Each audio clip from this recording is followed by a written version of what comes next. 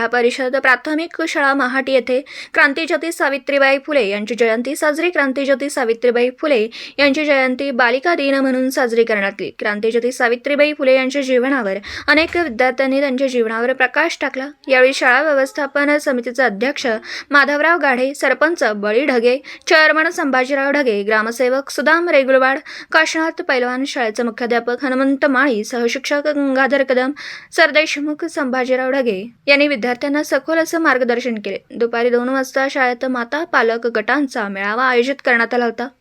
तालुका मुदखेड, जिल्हा नांदेडहून प्रतिनिधी अतिक अहमद। नमस्कार, N24 मराठीमध्ये आपलं स्वागत। पाहूयात आजच्या विशेष घडामोडी।